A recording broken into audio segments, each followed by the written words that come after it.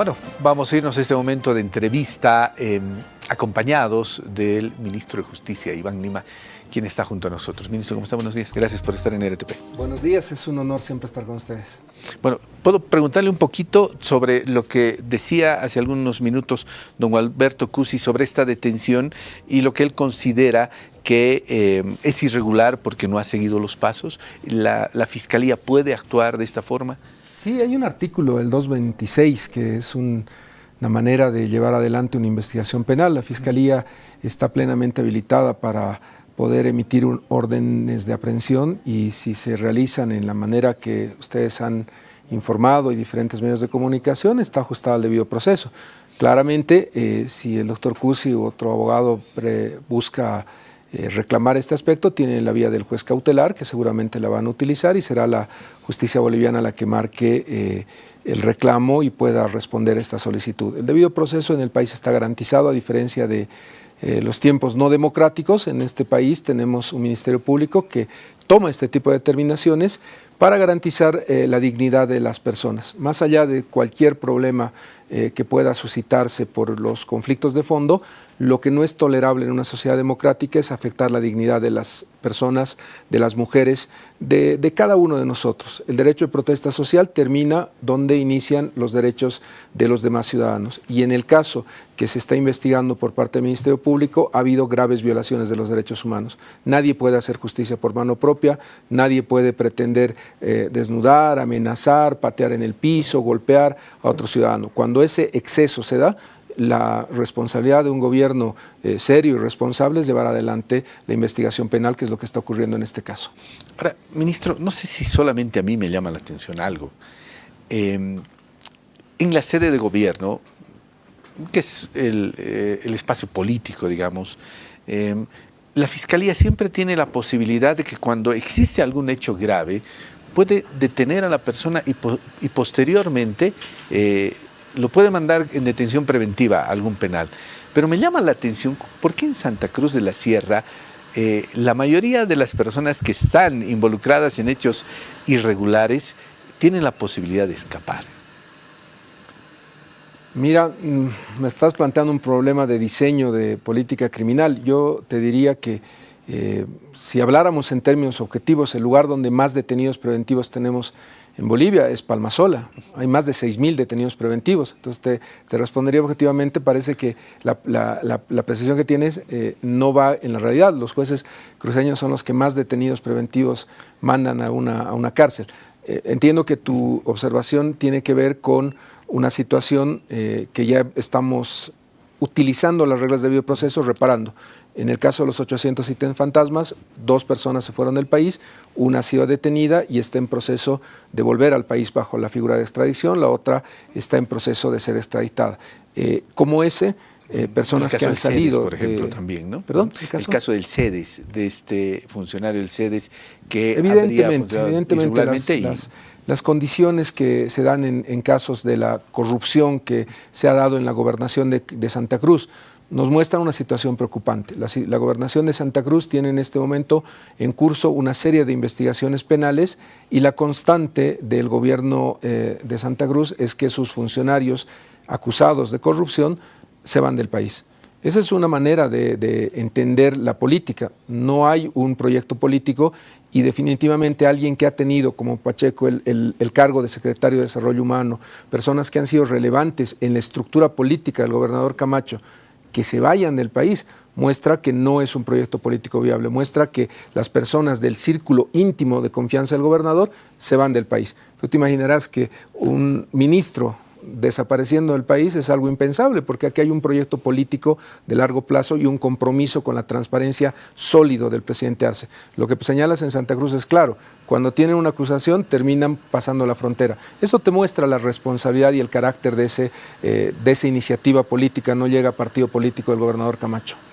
Bien, hablemos un poco de este informe que ha brindado en la Organización de Naciones Unidas el presidente Arce. Se ha referido al tema de la justicia y claro, en algún momento cuando existe alguna observación de que si realmente la justicia es independiente en Bolivia, el presidente Arce dijo que se está trabajando en ese tema. Claro, el punto fundamental para nosotros es el contexto. Nosotros, el gobierno del presidente Arce, el día de hoy va a presentar un informe virtual en Ginebra ante Naciones Unidas sobre los trabajadores migrantes y sus familias. Hoy durante 4 horas, mañana otras 4 horas, como gobierno vamos a rendir cuentas sobre lo que es un problema fundamental en los derechos humanos. Nosotros como país tenemos una población migrante fuera de nuestras fronteras muy grande, pero también tenemos extranjeros que han llegado al país. Tenemos que darle un estándar de protección de derechos humanos a ambos grupos, a nuestros compatriotas fuera de las fronteras y a los que llegan al país. Y eso es algo que vas a ver que es la constante y es la que citan los organismos internacionales. El gobierno del presidente Arce, a diferencia de muchos gobiernos que no le permiten llegar siquiera a los organismos internacionales de protección de derechos humanos, le ha abierto las puertas a García Sayán, le ha abierto las puertas a la CIDH, al GIEI, y le ha abierto las puertas fundamentalmente a todo el sistema universal de derechos humanos.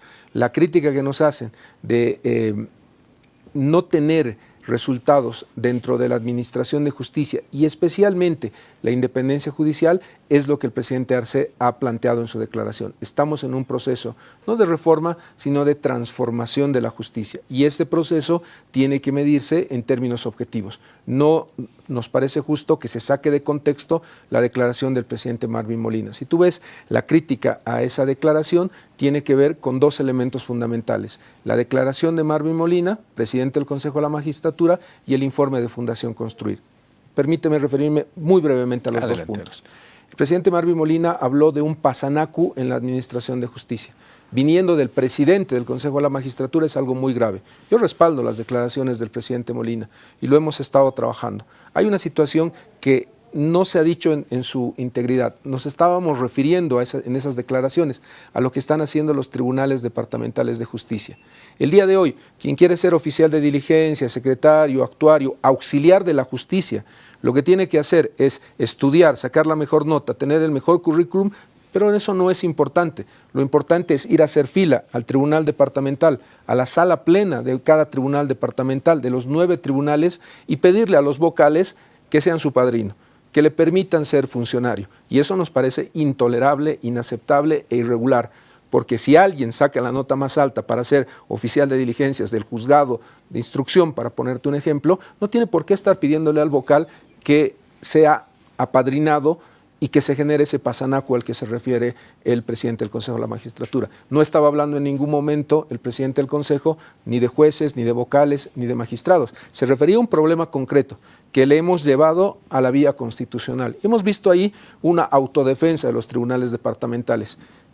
Como ministro de Justicia he planteado la acción constitucional, me la han rechazado el Tribunal Departamental, una sala del Tribunal Departamental de La Paz, y el tema está en el Tribunal Constitucional. Nosotros no nos venimos a quejar cuando perdemos una acción constitucional. Seguimos el litigio y estamos a la espera de que el Tribunal Constitucional tome una determinación que le devuelva la dignidad a los estudiantes de Derecho y a los jóvenes profesionales.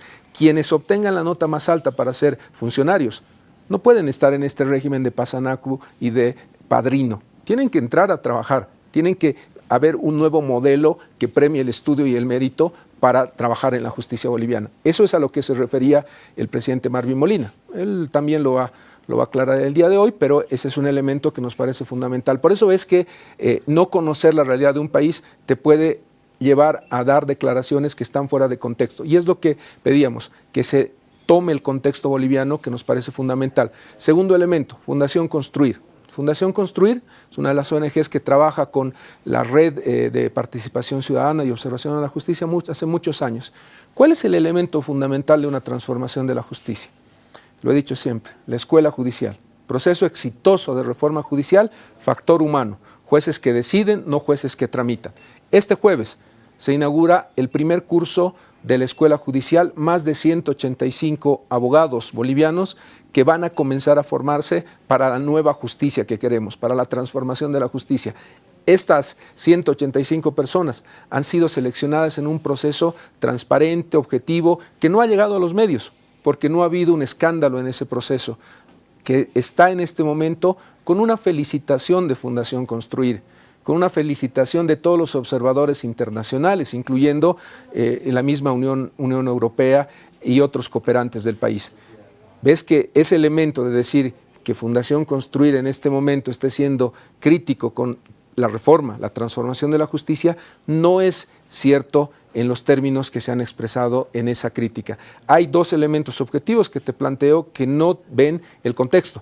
No está planteando el presidente Arce que estemos en el mundo ideal de la justicia. Está planteando que vamos a transformar la justicia y lo vamos a hacer no solo con esos 26 altos cargos que al año los bolivianos elegiremos, lo vamos a hacer en todos los niveles, desde el oficial de diligencias, pasando por los jueces. Este viernes termina el proceso de eliminar la transitoriedad en Bolivia.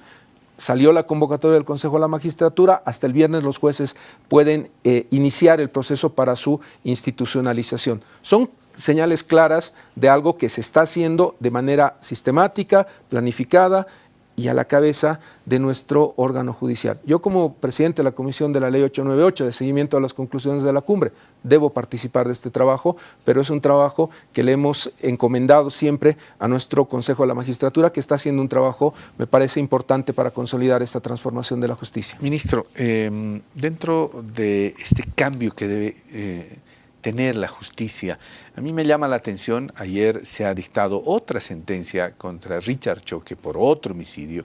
Claro, tiene 30 años. O sea, no vamos a poder ir más allá. Con las actuales normativas que tenemos, no vamos a poder ir allá. Se descubre un violador o alguna persona que comete algún delito en reiteradas oportunidades, pero el delito no tiene más de 10 años. Entonces, como es el mismo delito, él siempre va a tener 10 años. ¿Se ha considerado la posibilidad de hacer por lo menos, una sumatoria de sentencias? Mira, las reglas de concurso y de conflicto de ley penal están claras en nuestra legislación. El límite son los 30 años. Puede darse el caso de que no bajo la figura de sumatoria, sino de concurso, puedas llegar a los 30 años. Pero tienes toda la razón, el límite en Bolivia son 30 años y eso requiere una reforma constitucional. La reforma constitucional sobre esa temática u otras temáticas van a ser objeto de discusión en el país en este momento. Hay una propuesta ciudadana para recolectar firmas y poder llevar adelante un proceso de reforma judicial. Lo que no se dice es que el órgano electoral ha observado todas las preguntas y ha reformulado todas las preguntas, pero finalmente el Tribunal Supremo Electoral está en este momento encaminado en un proceso también de reforma constitucional. Sobre 4 puntos con los cuales, creo que no es el momento de la entrevista, se podría iniciar un proceso de reforma constitucional. Para eso es necesario que nos pongamos de acuerdo en la Asamblea Legislativa. Una reforma constitucional, además de todos los requisitos en el Tribunal Constitucional de definir si es asamblea constituyente o reforma parcial, requiere un acuerdo de 2/3 de votos. El punto que planteas no podría llevarse adelante si no hay un acuerdo de 2/3 en la Asamblea Legislativa. Ministro, me quedo con 10 preguntas en la agenda. Yo le pido por favor que la próxima semana pueda acompañarnos. Quisiera tocar también con usted este tema de las universidades, la falta de control, el dinero que llega a las federaciones universidades locales que se gasta